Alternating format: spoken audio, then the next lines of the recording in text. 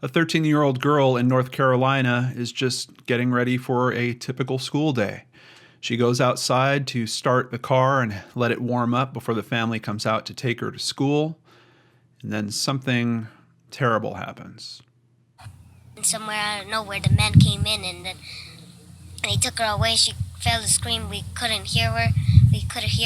She told us, then we were over there. We didn't know what happened. He looked like he had a black hoodie with like a thing on top, and we don't know what thing is that was on top.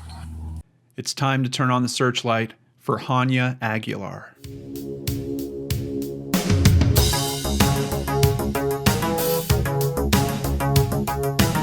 Hey everyone, John Lorden here. Thank you for joining me on another episode of Brainscratch Searchlight. Very troubling case that we're looking into today, and it is fresh. It is literally about 10 days old at the point that you're seeing this. There is not a ton of information, but we do have some very important details to get out there. And there's also an interesting turn in terms of the media exposure. You know, on cases that involve minorities, we've talked about it on the channel before, they don't typically get great media exposure. I'm hoping that in Hania's case, we're starting to see that turn around because there was a lot of media exposure that has come out about her disappearance. And it looks like the media is staying on top of it. It is being reported far and wide. Of course, this is also an Amber Alert situation, which may be helping with that. But I'm hoping that we're seeing a turn in how the media handles cases like this. So I'm thankful to the media that is sharing this information in the way that they are doing it now. And I want to help do my part in that as well. So let's go ahead and get started here at FBI.gov. This is one of a few different pages that they have up about Hania. This is taking place in Lumberton, North Carolina. The Lumberton Police Department and the FBI are asking for the public's assistance to find 13-year-old Hania Noelia Aguilar. Hania was outside her home at the Rosewood Mobile Home Park on November 5th, 2018, just before 7 a.m. She was waiting on the rest of the family to come outside and drive to school. A witness saw a male subject dressed in all black and wearing a yellow bandana force Hania into a relative's vehicle that was parked in the driveway. The vehicle is a green 2002 Ford Expedition with South Carolina license plate NWS 984. An Amber Alert was issued. Hania is a Hispanic female, 5 feet tall, weighing approximately 126 pounds. She has black hair and brown eyes. She was last seen wearing a blue shirt with flowers and blue jeans. Now, interestingly, the clip that I showed you of her little sister talking about this, I don't believe her little sister is the witness. From what I'm gathering, it was a neighbor that actually saw the abduction take place. I don't know where the little sister's information is coming from, if it's just what the family's been talking about at this point. So I just wanted to make that clear because I know based off that video clip, you might think, oh my God, this, the little girl watched her sister being taken away. I don't think that's quite what happened, at least not according to the information that I've seen. But video does play an important part in this case. Here we can see that the FBI pretty quickly tracked down video clips of the vehicle on its getaway. And unfortunately, I don't think these are going according to true time. It looks to me like the vehicle's blurring a little bit as it's moving. I would estimate that the vehicle is probably making a bit of a quick getaway considering how bold this was. I mean, this is a little girl standing in her own front yard that is being abducted, and they're taking the vehicle that the family was using. This is just, it's beyond bold on so many levels. Also, I did note on the time code that is showing up on this, it looks like this is around 6:52. So I would imagine that her abduction is somewhere in the 6:45 to 7 a.m., 6:45 to 6:50 range, somewhere around there. Let's move over to WRAL.com and get some more detail. Lumberton Police Chief Michael McNeil and the FBI said the stolen vehicle was found Thursday. So she goes missing on Monday. And I have to say, there is a lot of departments that spring into action very quickly. Her Amber Alert is issued within a few hours of her abduction. The FBI joins up very quickly. So she's abducted on Monday. Thursday morning, basically, the vehicle is found. Unfortunately, she is not found with the vehicle. It was found off Quincy Drive in Lumberton, but Hania has not been located. The FBI's evidence response team was sent to process the vehicle for evidence, investigators said, and we're going to get a little update on that as well. Let me just bring up a map real quick just to show you the points of interest that we're talking about here. This 3525 Elizabethtown Road, this is the trailer park where Hania's family lives. Now, I've been looking at this map quite a bit and just trying to have some thoughts about, first of all, who would have reason to try to abduct her from here. What I was originally thinking was, could this be someone that travels through this area regularly, someone that sees her do this pattern regularly? Because you have to consider this is a really small window. I mean, how long could she be out there after starting the vehicle waiting for her family? Maybe 5 minutes, possibly 10 minutes at the absolute most. But what bothers me about this area is it is extremely closed off. It's a trailer park. There's just a couple of different roads that kind of shoot off the main road that enters it. So quite honestly, there's not a whole lot of reason for someone that doesn't live or hang out with people in this particular trailer park to even know the layout of it. And then outside of that, to do enough recon, if you want to call it that, or watching of that house to see that pattern of her going outside. So it's making me wonder, is this a crime of opportunity? Is this someone that just happened to be there, happened to see the situation, and it was too enticing to them that they had to act on it immediately? Or was there much more planning put into this? Is this someone that has watched, that saw that pattern, that waited for that particular window to take this little girl? But it's strange because in a lot of cases when I'm looking at them, and we've covered cases that are similar to this, typically with kids at bus stops actually, but in those situations you can understand that it's kind of on a public road. It's easy for someone to see those patterns develop and to try to take advantage of those patterns. This happening inside this closed off, none of these roads go through anywhere. There's literally one road in and one road out. That's it. So what was this person doing in this area to know enough about that pattern is a really big question that is still sticking with me. Let's move to CBS17.com. Authorities also released surveillance video showing a man they're trying to identify. Wearing white shoes and a hoodie, the man was walking down Lambeth Street, then turned left onto Elizabethtown Road towards the Rosewood Mobile Home Park, where Aguilar was last seen Monday morning. Interestingly, even though police released this footage and they're looking for this man, this next statement says they do not consider the man a person of interest. I'm really kind of blown away by that, but let's go ahead and take a look at some of this footage as well. And unfortunately, we don't have a time code on this footage. It looks relatively dark, especially when you compare it to the SUV footage. At least in the SUV footage, we can see that daylight had hit, but this looks pretty much like night footage. So I have no idea. This could have been an hour before, it could have been 2 hours before her abduction, and you can see it's kind of grainy. We see him moving through it. It looks like he's smoking a cigarette. In that last scene, there was one moment where he holds something up to his face and you can see a really bright light kind of kick up. I guess it could be a vaporizer if it also has some type of significant light on it. But here, as he's walking, I don't know if you guys saw that, but that truck, as he passes him, he kind of lights this guy up. And we see, I don't know that this guy is matching the description of the suspect, at least in terms of what he's wearing. He's got really bright white shoes. He's got what looks like dark pants, but they might even be jeans. But this guy's top is really light.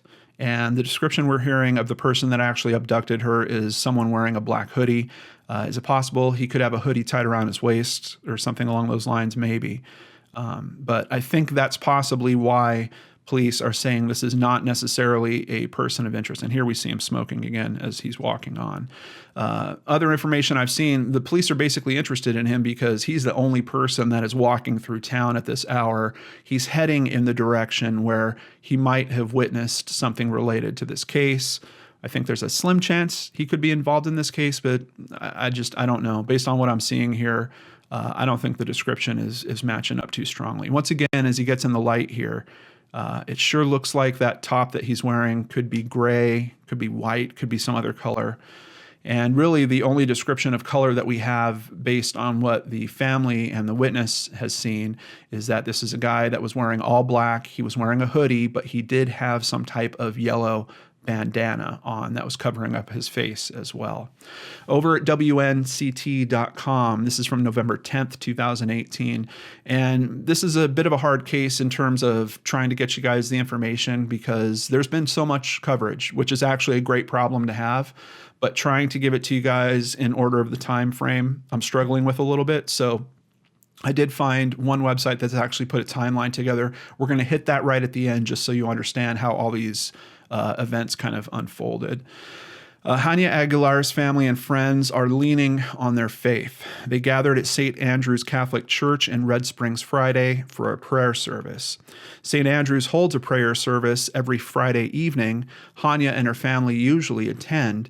This week, though, the church family turned out in force, knowing they need the extra support. Quote, "We're all here as a family. We're all brothers and sisters in Christ, and without one person in our family here, it brings us down," parishioner Raul Alvario said. So it's weird because a lot of times I look into cases and you wonder, are all the right things happening? Are things happening quickly enough? I can tell you based on the information I'm seeing with this case, everyone is helping in every way that they can, extremely fast in this case, trying to bring this young woman home, even to this point where they're literally having a prayer vigil within a week of her disappearing. So here's that timeline I told you about. Thanks to abc11.com for putting this together. Monday, November 5th, 7 a.m. Like I said, I think I'm estimating it more at about 6:45. A man wearing all black and a yellow bandana forced Hania into a stolen SUV while she was warming up her family's car to go to school. 10 a.m., authorities issue an Amber Alert for the missing teen. Tuesday, November 6th, an FBI agent reads a message from the girl's mother that said, "I just want my daughter back with me. I'm here waiting for you. I love you and only care about you. I don't have anything against whoever did this to you. I just want you back." Wednesday, November 7th, the FBI offers a $15,000 reward. And then they also release the surveillance video of the stolen SUV that we watched some of. At 7:30 in the evening, Lumberton residents hold an emotional vigil for the teen. So you could see just within a matter of a few days of her disappearance, there was already one vigil that happened. Thursday, November 8th, 10 a.m., authorities locate the SUV, and then the FBI releases video of the man that was seen walking. This is a picture of her mother. The interviews are in Spanish, so unfortunately I can't run those for you. I know a little Spanish, but not good enough to really translate for you guys. Friday, November 9th, Governor Roy Cooper announced the state would add $5,000 to the FBI's reward. So we now have $20,000 in total for a reward for information leading to Hania. Sunday, November 11th, in the morning, investigators were searching near the girl's home by Rosewood Mobile Home Park and Quincy Drive. And Monday, November 12th, in the afternoon, investigators held a news conference about the investigation. There were no major breaks in the case, but FBI agents said evidence found in the recovered SUV has been sent to the federal agency's crime lab in Quantico, Virginia. Authorities continued to ask for the public's help with any scrap of information that may lead to a breakthrough in the case. And I did watch that news conference. Not a whole lot of information to share with you guys, except I'm really appreciating the unified force that I'm seeing with the FBI and the local authorities working together, holding that conference together. In many of these articles I've read, they're quoted speaking together. I'm just happy to see so many people working together on this case. Let's go back to the map real quick. So the walker, they mentioned what street he was on, but none of the articles really talk about how far that street actually is. Here is Lambeth Street, and way over here is where she lives. And they do know that he turned in that direction. We don't know if they found cameras that showed him leading up all the way to the trailer home park, but they are certain that he turned in that direction, at least at the corner of Lambeth and Elizabethtown Road. This is a mile. So that's why I was kind of curious about the time frame of when that footage was taken. Typically, for someone to walk this is going to take approximately 20 minutes, depending on your walk speed. So I was just curious to see kind of how it fit.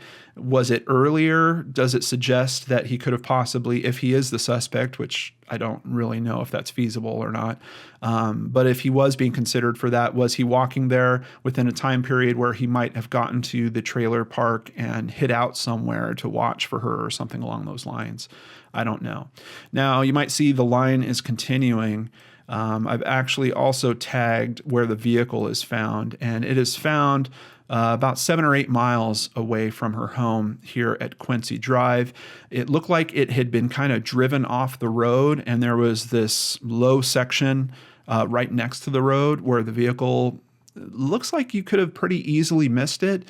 I think it was possibly ditched there so that it might take people a while to find it, because I don't think it's so easy to see, especially from the road. Unfortunately, most of the footage I've seen it is from the air, so it's a little difficult to tell. But it raises an interesting question. If the vehicle is found down here, what happened to her? Where is she at this point? And I think there's a few different angles that we need to think of here.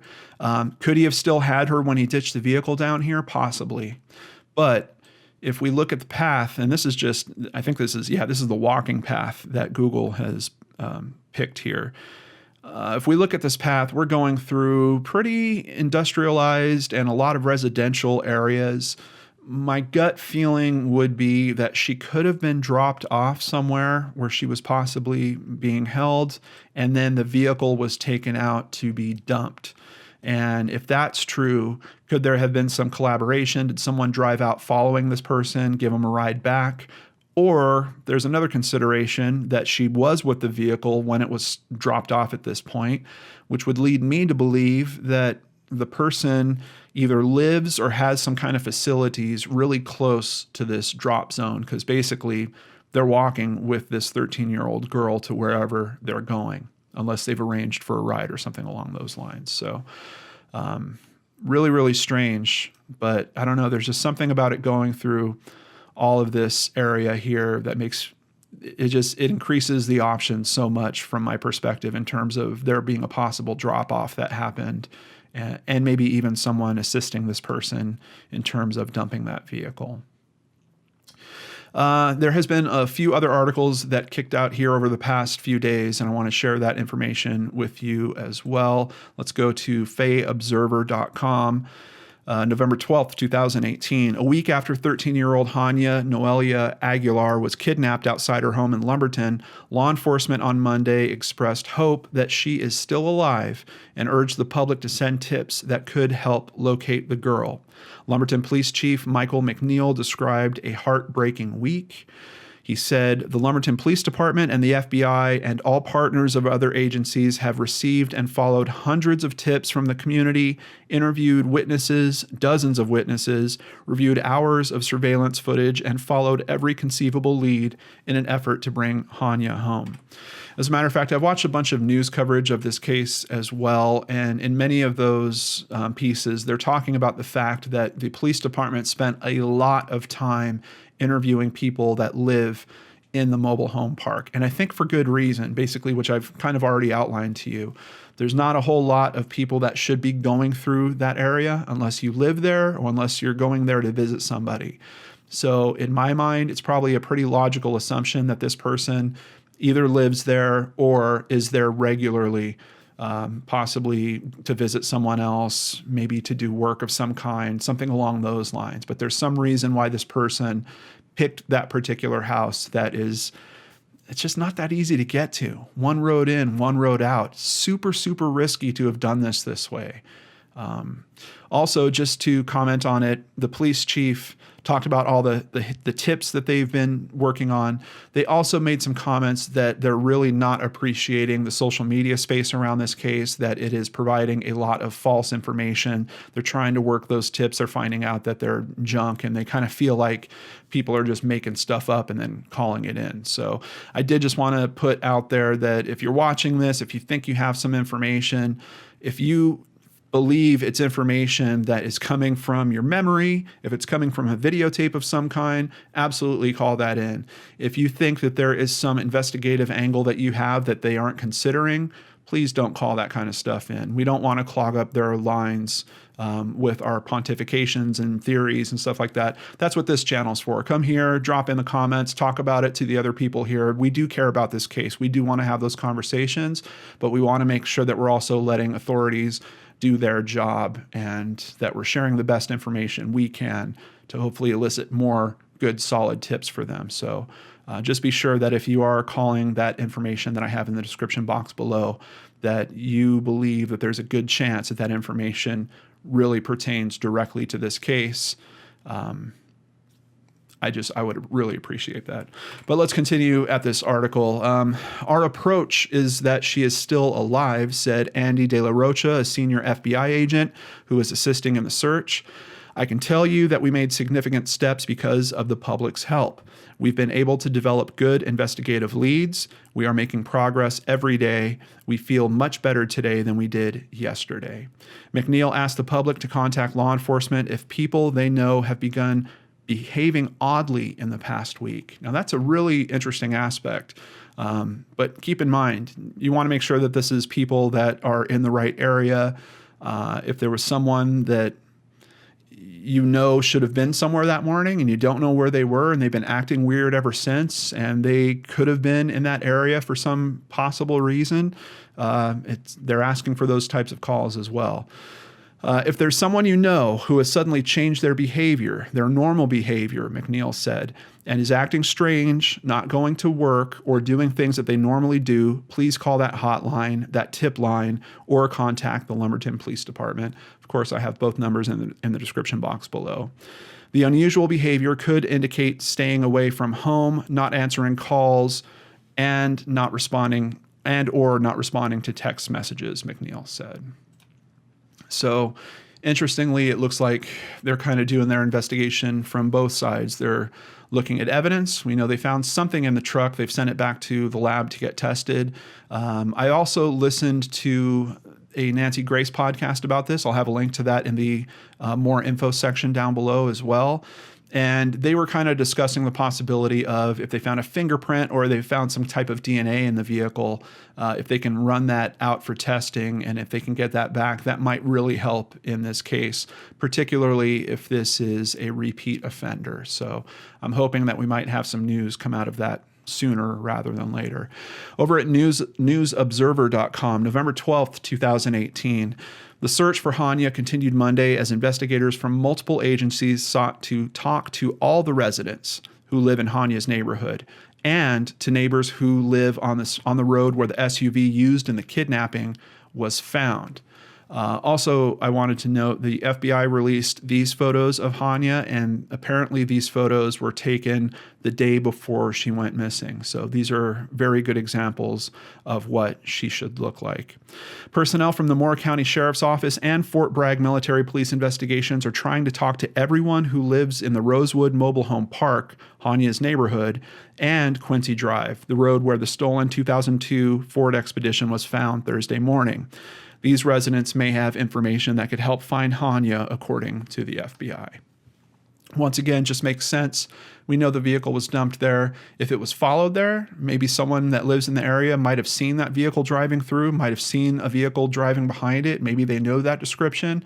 If it was dumped there and the person walked away, perhaps someone that lives in the area saw this person walking away. So I think they're really doing a good job in terms of where they're focusing on this case. And now jumping on to the Huffington Post, the plea for information in the case of a missing teen who was abducted outside her southeastern North Carolina home is growing, quote, more urgent by the minute, according to the FBI. Certainly makes sense. We are well over a week into this now, and in a lot of these cases with child abductions, we know that very bad outcomes can happen very quickly, so every minute really counts in this case. Authorities said the teen's family is fully cooperating and detectives have no reason to think the girl knows her abductor. That was another thing that was discussed a little bit on Nancy Grace and kind of ran through my mind even before I watched this. I was wondering about the possibility, could someone have been talking to her online, possibly trying to groom her online, and that they're the person that could have done this as well. Unfortunately, they're saying they have no reason. So I'm assuming that they would have at least looked at known social media accounts for her at this point. And basically, I think if they would have found something along those lines, they'd probably be releasing some of that information to the press, trying to find this person. But we're not seeing anything like this. I still don't think it completely rules it out. I think there's a chance that this is someone maybe that she wasn't even communicating with. Could have been someone that was just watching her, something along those lines. But there's also this kind of tingle in my brain about the possibility of this crime of opportunity thing, of just someone being at the right place at the right time. I hate saying the word right in this case. But just seeing that there was a 13-year-old girl standing by a running vehicle and just thinking, this is it. This is my time to do this. It's just such a risky thing that they've done here, the way that they pulled off this abduction in that type of closed off area. We know that a neighbor saw them, has a description of them. There's something very sloppy about it to me in terms of how it was pulled off. That is making me feel like there's a very strong possibility that this was just kind of spur of the moment type of crime. The Amber Alert remains active. It describes the missing girl. Once again, just to make sure you guys have this info, she's Hispanic with black hair, brown eyes. She's about 5 feet tall and weighs 125 pounds. Last seen wearing blue jeans and a blue shirt with flowers. Back at WRAL.com, we get a little bit of hope, which I think we really need in a case like this, from Debbie Manning from the National Center for Missing and Endangered, I believe it's children, but I think they're missing that word in here. She said that there is hope both because of the state's track record with similar cases and frequency at which Hania's story has been shared.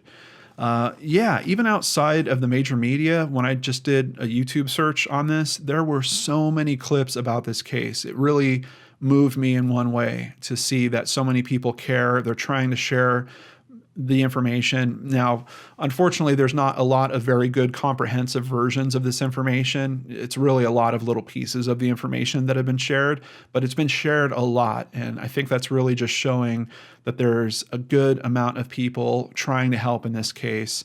And maybe all these people are trying to work to change some of the criticisms that have been happening around the media in terms of covering cases like this. So I'm really hoping this is the start of good positive change on all that. Let's continue with a quote from Debbie Manning. North Carolina's record in getting these missing children back is extremely high, she said. The use of social media through Facebook and the police agencies having a Facebook page, which Lumberton Police Department does, brings tips. Manning said, mindset is just as important as any tips authorities receive. There's always hope, and that's what you have to do, is think of hope, even on cases that go on days and months and even years, she said. And if you have been watching this channel for a while, you know that we've seen some pretty amazing outcomes to some of these cases. And yeah, sometimes they do happen weeks, months, or even years after the person goes missing.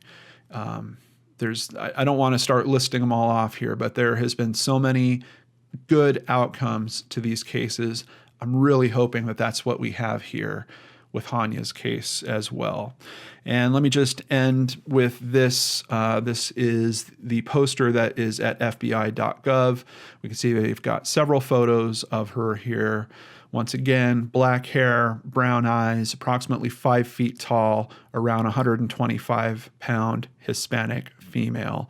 And this poster isn't even updated. Now the reward's up to $20,000 for information. So if you have information, please, please, please do the right thing. Use that contact info down below and share it with the authorities so they can act on it. I have to tell you guys, I took last week off. I really unplugged from everything. I tried to keep away from even news stories about cases, and this is one case that kept popping up and just kind of kept grabbing my attention. And that's why I wanted to shoot today's episode, and I'm really hoping that we see a good outcome on this. Before I end today's video, I have to thank several new patrons. Thank you so much to Laura Murray, Emma Glenn, James, Kelly O'Neill, and we also had one pledge increased by Nicholas Orth. Thank each and every one of you for helping to keep me here doing what I love doing. I can't do this without you. I also want to ask, if you live in the North Carolina area, please share this video. Let's keep this exposure raised. Let's add to this whirlwind of media that has been stirring around this case. Let's hope that this person, if they're not involved, this guy that's walking on the footage, I don't know why he hasn't come forward. We're at about a week now since that footage has been released. I think this case is pretty popular. I'm seeing a lot of coverage on it. I'd be very surprised if he wasn't exposed to the fact that, hey, someone's got videotape of me and they want to talk to me for some reason. So I'm really kind of on the fence of, is this guy involved in this abduction or not? I would like to think he would just step forward and say, hey, that was me. And yeah, I was walking around smoking a cigarette and I was heading to work. And you can tell that I got to work by talking to these people. But we're not quite seeing that either. So what do you guys think? Is there more going on with that person walking around in the footage? Any other aspects that you think need to be discussed? Let's talk about them in the comments down below. Take care, everyone, and I'll see you back here on Friday with a brand new Brain Scratch.